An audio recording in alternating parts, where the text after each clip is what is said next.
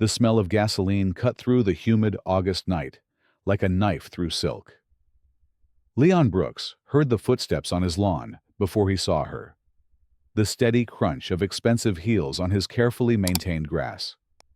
From his bedroom window, he watched Karen Winters stride across his property with the confidence of someone who believed the world owed her everything.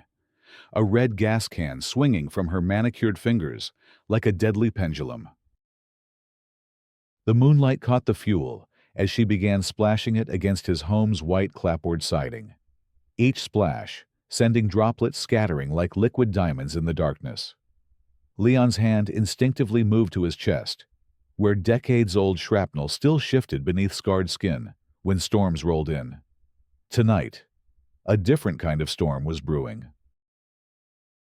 Across the street, Margaret Chen pressed her phone to her ear, her voice trembling as she whispered into the receiver, "There's a woman with gasoline at the Brooks house. Oh God, she's pouring it everywhere." The 911 operator's calm voice asked for details, but Margaret's attention was fixed on the scene unfolding before her. She had watched Karen's harassment campaign against Leon escalate over the past 6 months. Each citation more petty than the last. Each confrontation more aggressive. Leon had returned from his 3rd deployment in Afghanistan 2 years ago. His body broken, but his spirit intact. He'd chosen this quiet subdivision in Riverside Heights, not for its manicured lawns or homeowner association rules, but for the peace it promised. The small ranch house had seemed perfect for a man who'd spent too many years sleeping on hard ground under hostile skies. He'd painted the shutters blue, planted roses along the front walk, and hung his Purple Heart in a shadow box above the porch light where it caught the morning sun. The neighborhood had welcomed him initially. Mrs. Patterson next door brought cookies. The Johnsons invited him to their barbecue. Even the HOA board had seemed friendly enough during his first few months, though Leon had noticed how conversations sometimes stuttered when he approached, how smiles became fixed and uncomfortable when he mentioned his military service. Karen Winters had been different from the start. As the HOA's newest board member, she'd made her presence known with the zealousness of a convert. Her first citation arrived 3 weeks after Leon moved in. A formal notice about his mailbox being improperly positioned according to community standards. The mailbox had been installed by the previous owner 15 years earlier and had never been an issue before. "I don't understand the problem," Leon had said during their first face-to-face encounter, standing on his front porch with the citation in his weathered hands. "It's the same mailbox that's been here for years." Karen had smiled then, but there was something cold in her eyes.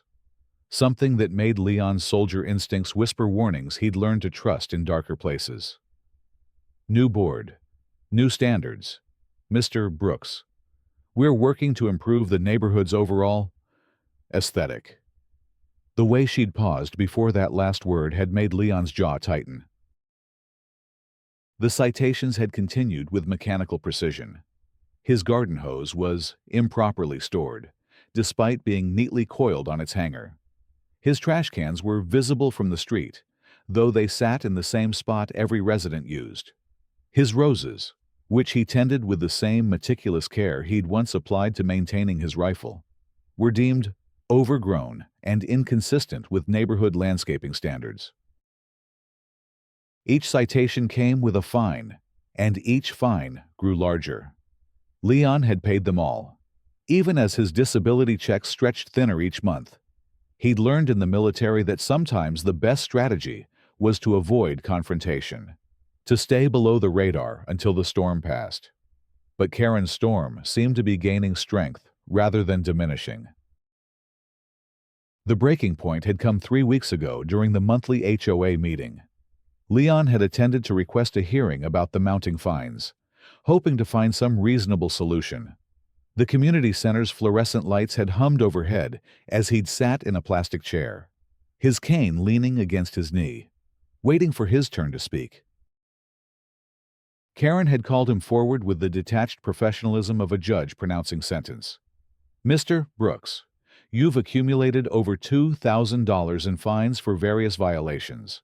The board has discussed your situation, and we're prepared to offer you a solution.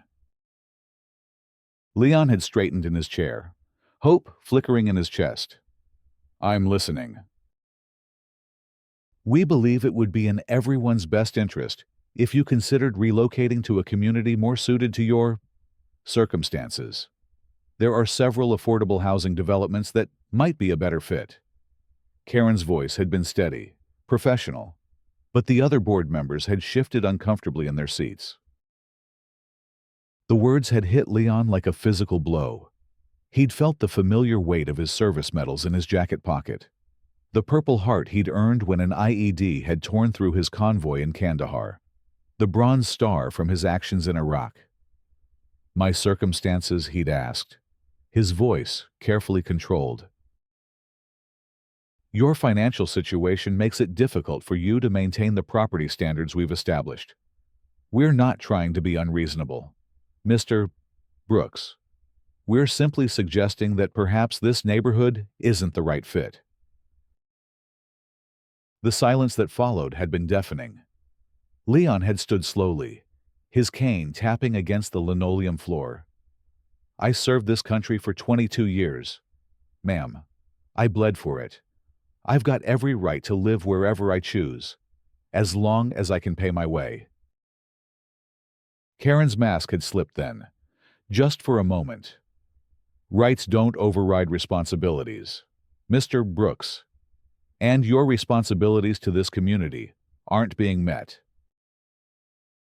Leon had left that meeting knowing the war was far from over, but he'd underestimated his enemy's willingness to escalate beyond legal harassment into something far more dangerous. Now, as he watched Karen strike a match in his front yard, Leon felt the familiar surge of adrenaline he'd known in combat. The small flame danced in the darkness for a moment before Karen tossed it onto the gasoline-soaked siding. The fire caught instantly, racing up the wooden boards with a hungry whoosh that sent orange light dancing across the subdivision's perfect lawns. Leon grabbed his phone and dialed 911 as he headed for his bedroom door. But the house was already filling with smoke. The fire spread faster than he'd anticipated, fed by the dry summer heat and the accelerant Karen had used so liberally. He could hear the flames crackling through the walls, the sound growing louder with each passing second. The hallway was thick with smoke when he reached it, the acrid smell burning his lungs and making his eyes water. He dropped to his knees, remembering his training, and crawled toward the front door. Behind him, he could hear windows beginning to crack from the heat. The front door handle was already warm when he reached it, but not yet too hot to touch.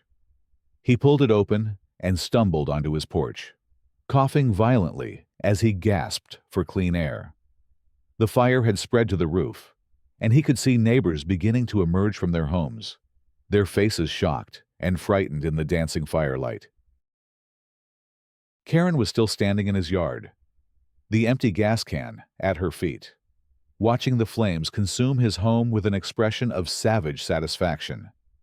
She didn't notice the HOA security patrol car that had just rounded the corner, its blue and red lights cutting through the smoke-filled night. The two officers who stepped out of the patrol car were off-duty city cops who worked part-time for the HOA's private security force.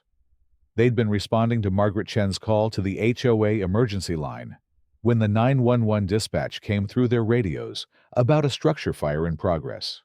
Officer Martinez activated his body camera as he approached the scene, standard protocol for any emergency response. "Ma'am, step away from the fire," Martinez called out as he approached Karen, who seemed oblivious to his presence. "This is a crime scene." Karen turned toward him, and Martinez could see the lighter still clutched in her right hand, its metal surface gleaming in the firelight. "Officer, thank goodness you're here. That man started an illegal burn pile. I tried to stop him, but he wouldn't listen." Leon, still coughing from the smoke, looked up from where he sat on his porch steps. That's not what happened. She poured gasoline on my house and lit it on fire. Martinez's partner, Officer Thompson, had already begun documenting the scene with his phone camera, capturing the gas can, the pattern of accelerant on the siding, and Karen's position relative to the fire. The evidence was overwhelming, but Karen continued her desperate lie. He's lying. Why would I burn down a house? I'm a respected member of this community. I'm on the HOA board. Karen's voice was rising, becoming shrill as the reality of her situation began to dawn on her. The fire department arrived moments later, their sirens wailing as they pulled up to the rapidly spreading blaze. Leon watched helplessly as they began their work, knowing that his home was already lost. The roses he'd planted were wilting in the heat, their petals blackened and falling like ash. As the firefighters worked, more neighbors gathered on the street. Margaret Chen approached Officer Martinez, her hands shaking as she showed him the video she'd recorded on her phone. I saw the whole thing. She poured gasoline all around his house, and then lit it on fire. I was on the phone with 911 when she threw the match. The body camera footage was damning. It showed Karen standing mere feet from the burning house, the empty gas can at her feet, the lighter still in her hand. Her story about Leon starting an illegal burn pile crumbled under the weight of physical evidence and eyewitness testimony. Karen Winters, you're under arrest for arson in the first degree, Martinez announced, his voice carrying across the chaos of the fire scene. You have the right to remain silent. Anything you say can and will be used against you in a court of law. Karen's face went white in the firelight. This is ridiculous. I'm not some criminal. I'm trying to protect this neighborhood's property values. That man doesn't belong here. Thompson stepped forward with handcuffs. Ma'am, you need to stop talking and come with us. But Karen wasn't finished. As the handcuffs clicked around her wrists, she turned toward Leon with pure hatred in her eyes. You think you've won. This neighborhood was perfect before you came here. Clean. Safe. Now look what you've done. Leon stood slowly, his cane supporting his weight as he faced his tormentor. What I've done, lady? You just burned down my home. You forced me to do it. You wouldn't leave when I gave you the chance. You had to make this difficult.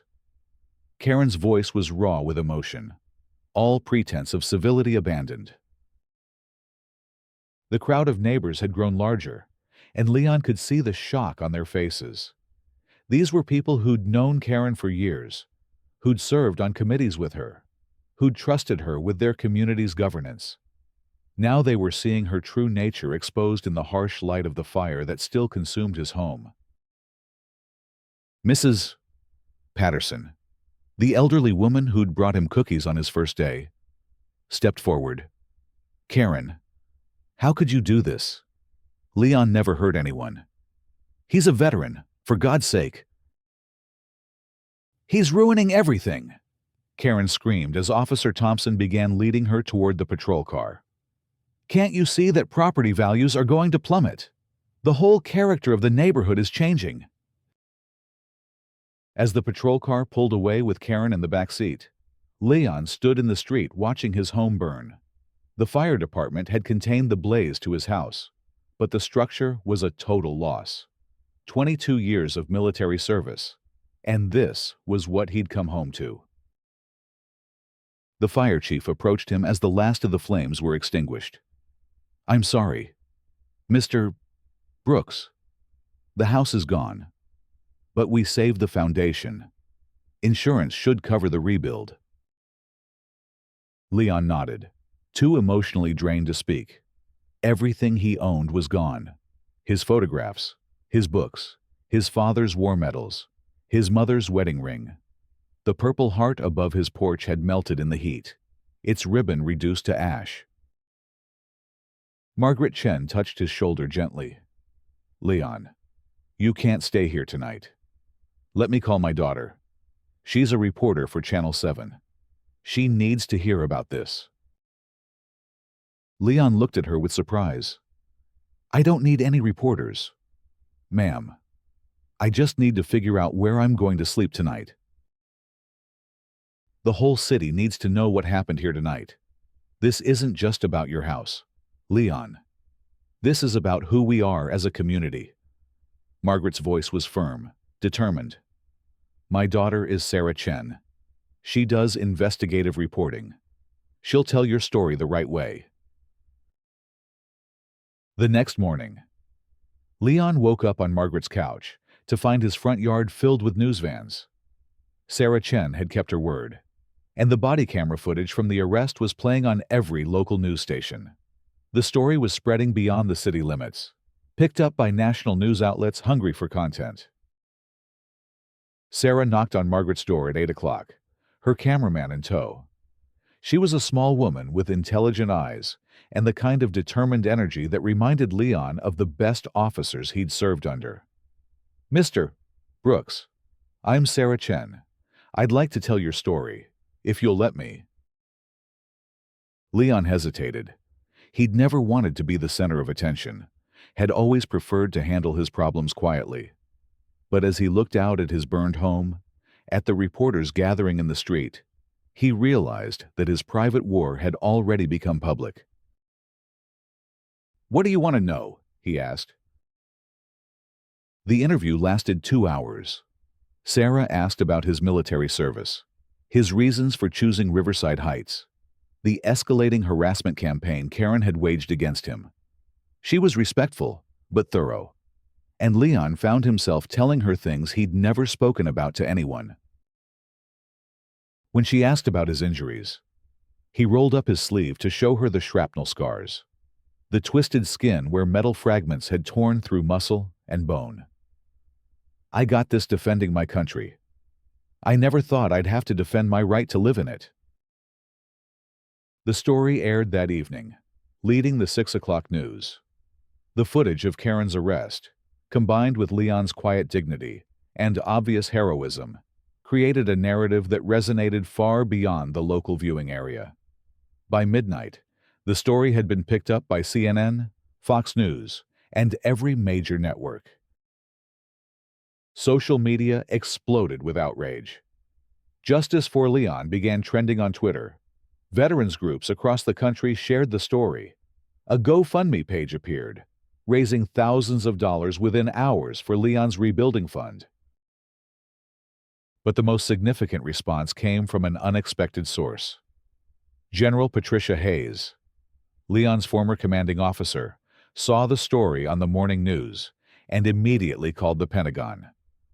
By noon, she was on a plane to the city, her aide carrying a folder full of Leon's military records. The HOA board called an emergency meeting for that evening. The community center was packed beyond capacity, with standing room only and reporters jostling for position alongside residents. Leon sat in the front row, his cane resting against his knee, watching as the board members filed in, looking shell-shocked. Board President Robert Mitchell called the meeting to order, his voice barely audible over the crowd's murmur. "We're here tonight to address the events of last evening and to discuss the future of our community." A woman in the back row stood up. "We're here because one of your board members tried to murder a veteran. Let's be clear about what happened." The crowd erupted in agreement. Mitchell banged his gavel repeatedly, trying to restore order. "Please, let's maintain some decorum.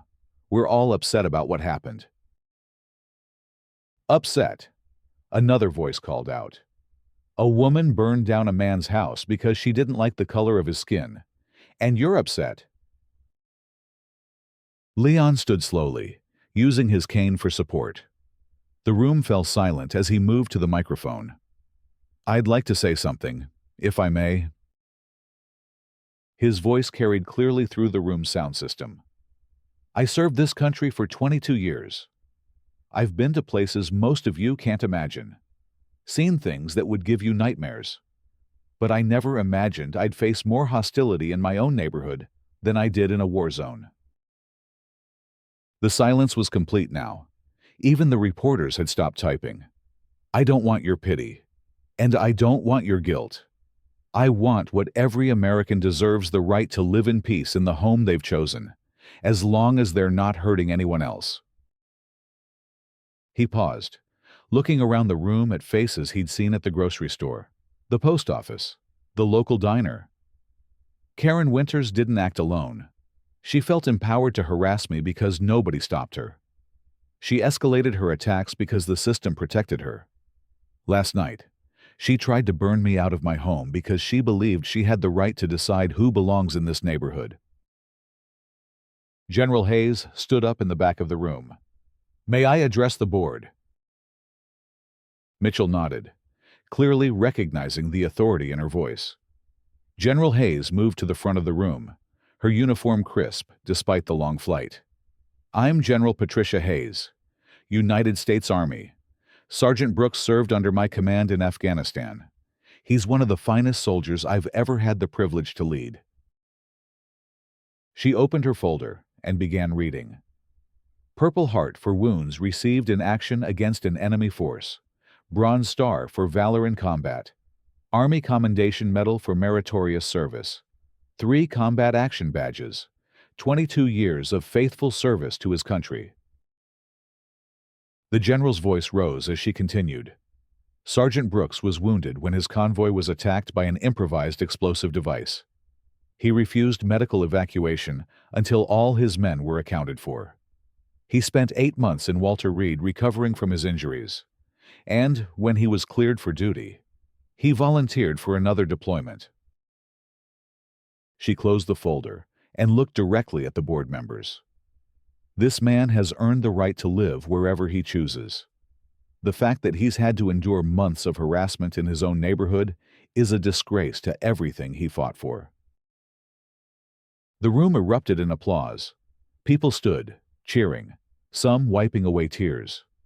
Leon felt overwhelmed by the response, unused to such public support after months of feeling isolated and under attack. When the applause finally died down, a state fire marshal stood up. "I'm Inspector Williams with the State Fire Marshal's Office. We've completed our preliminary investigation into last night's fire. The evidence clearly shows that this was an intentional act of arson." He pulled out a tablet and displayed photographs on the room's projection screen. These images show the accelerant pattern on the victim's home. The gasoline was poured systematically around the structure's perimeter, consistent with an attempt to ensure maximum damage. The photographs were damning. They showed the char patterns on Leon's home, the melted gas can, the lighter recovered from Karen's possession. Ms. Winters has been charged with arson in the first degree, a Class A felony carrying a sentence of up to 25 years in prison. A reporter in the front row raised her hand. "Has she made any statement about her motives?" Inspector Williams consulted his notes. "Ms. Winters has claimed that she was trying to protect the neighborhood's property values and maintain community standards. She's also suggested that Mr. Brooks didn't belong in the community." The room erupted again, this time in angry voices. Someone shouted, "Property values. She burned down a house to protect property values." Mitchell gavelled for order again. "The board wants to make it clear that Ms. Winters' actions were her own. The HOA does not condone violence or harassment of any kind." But the crowd wasn't satisfied with his statement. A man in the third row stood up. "The board enabled her. Everyone in this room knows Karen has been harassing Mr. Brooks for months. Where were you when he needed protection?" Board member Susan Walsh looked uncomfortable as she spoke. "We were following proper procedures. Mr. Brooks had multiple code violations that needed to be addressed." "Code violations." General Hayes's voice cut through the room like a blade. I've seen the citations. Mailbox positioning, garden hose storage. These aren't violations. They're pretexts for harassment. Leon stood again, his voice calm but firm. I paid every fine. I fixed every so-called violation. It was never about the rules. It was about making my life so miserable that I'd leave. The meeting continued for another hour, but the outcome was clear. The board announced that all of Leon's fines would be refunded, that the HOA's citation procedures would be reviewed by an independent oversight committee, and that the private security force would be restructured to prevent future abuses. As the meeting ended, people approached Leon with offers of help. Contractors volunteered their services. Neighbors who'd remained silent during his ordeal now pledged their support. The veterans of foreign wars announced they would coordinate the rebuilding effort. Over the following weeks, Leon's story continued to resonate nationally. Karen's trial became a symbol of the dangers of unchecked authority and racial prejudice. The prosecution presented a compelling case, using the body camera footage, witness testimony, and physical evidence to demonstrate her guilt beyond any reasonable doubt. During the trial, more details emerged about Karen's campaign against Leon. Fellow board members testified about her obsession with his presence in the neighborhood, her increasingly aggressive language during closed-door meetings, her suggestions that they needed to find ways to force him out. The defense attorney tried to argue that Karen had acted in a moment of mental breakdown, that the stress of her HOA duties had pushed her over the edge. But the evidence showed a pattern of calculated harassment that had escalated over months, culminating in the deliberate act of arson. Leon testified on the third day of the trial, describing the months of harassment with quiet dignity. He spoke about the impact on his mental health, the way the constant citations had made him feel unwelcome in his own neighborhood, the fear he'd felt watching his home burn. When the defense attorney tried to suggest that Leon might have inadvertently provoked Karen's actions, he responded with calm authority. I maintained my property to the best of my ability. I paid my fines. I tried to be a good neighbor. The only thing I did wrong, in Ms. Winter's opinion, was exist in a place she didn't think I belonged. The jury deliberated for less than 3 hours. When they returned, the foreman's voice was steady as he read the verdict. On the charge of arson in the first degree, we find the defendant guilty. Karen showed no emotion as the verdict was read, but her attorney's shoulders sagged with defeat. The judge scheduled sentencing for the following month, and Karen was led away in handcuffs to await her fate. During the sentencing hearing, Leon was asked if he wanted to make a victim impact statement. He stood at the podium, looking directly at Karen for the first time since the night of the fire. I've spent my life serving my country and defending the rights of all Americans. I never imagined I'd have to defend my right to exist in my own neighborhood. He paused, gathering his thoughts. What you did to me wasn't just about one house or one man. It was an attack on the principles this country was founded on: the right to life, liberty, and the pursuit of happiness. You tried to deny me those rights because you didn't like the color of my skin. Karen finally looked at him, her eyes filled with something that might have been regret. I forgive you, Leon continued, not because what you did was acceptable, but because carrying hatred in my heart would only continue the cycle of violence you started. But forgiveness doesn't mean there shouldn't be consequences. Judge Harrison sentenced Karen to 20 years in prison, the maximum allowed under the law. Your actions were not those of a moment of passion, but the culmination of a systematic campaign of harassment motivated by racial prejudice. You attempted to use fire as a weapon against a decorated veteran who had done nothing wrong except live in a neighborhood you felt he didn't belong in. As Karen was led away to begin her sentence, Leon felt a mixture of justice and sadness. He'd gotten the outcome he'd hoped for, but the cost had been enormous. His home was gone, his sense of security shattered, his faith in his community tested in ways he'd never imagined. But in the weeks that followed, that faith began to be restored.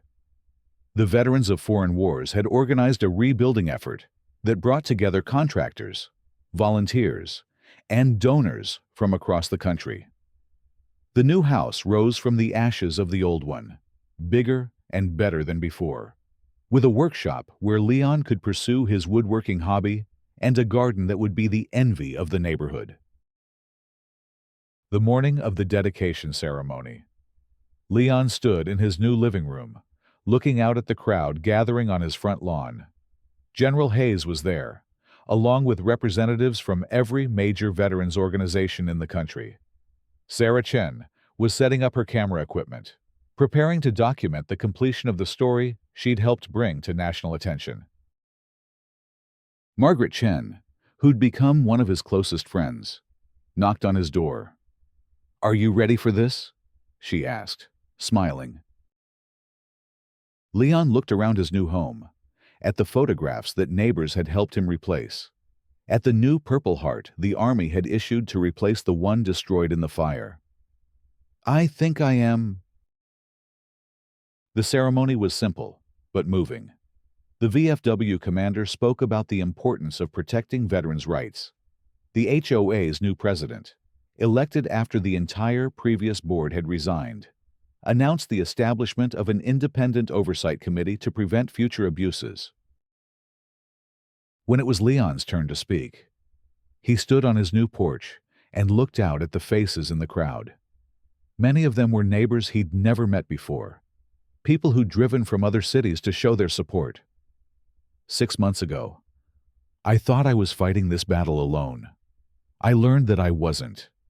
This community, this country, still has people who believe in doing the right thing. He gestured to his new home. This house isn't just a building.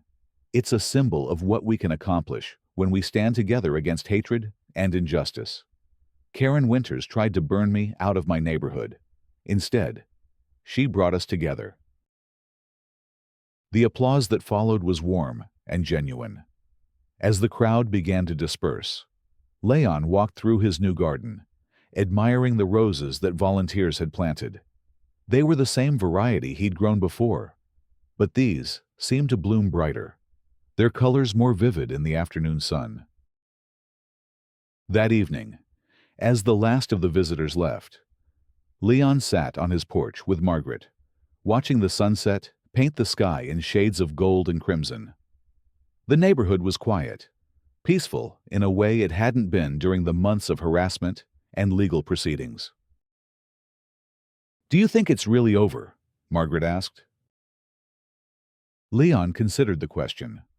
Karen was in prison. The HOA had been reformed, and the neighborhood had shown its true character in the end. But he knew that the attitudes that had driven her to such extremes still existed, not just in their community, but across the country. "This chapter is over," he said finally. "But the story continues. What happened here could happen anywhere. The important thing is that when it does, people step up and do the right thing." As night fell over Riverside Heights, Leon stood and walked to his mailbox, the same one that had triggered Karen's first citation. He pulled out the day's mail, noting with satisfaction that there were no citations among the letters. The new HOA board had other priorities now, focused on building community rather than tearing it down. Above his porch, the new Purple Heart caught the light from the street lamp, its ribbon crisp and new, but representing the same sacrifice and service as the original. Leon touched it gently as he passed, remembering the friends he'd lost in distant lands and the values they'd died defending. Inside his new home, Leon settled into his favorite chair with a cup of coffee and the evening news. Sarah Chen's follow-up story was airing. showing the completed house and the community that had rallied to support him. The story had become a symbol of hope, proof that even in the darkest moments, there were people willing to stand up for what was right. As he watched the story unfold on his television screen, Leon felt a sense of peace he hadn't experienced in months. The war was over, not just the personal battle he'd fought against Karen's harassment, but the larger struggle for his place in the community. He'd won not through violence or hatred, but through persistence, dignity, and the support of people who believed in justice. The phone rang, interrupting his thoughts. It was General Hayes, calling from Washington. "Leon, I wanted to let you know that the Secretary of the Army has approved a special commendation for your actions during this ordeal.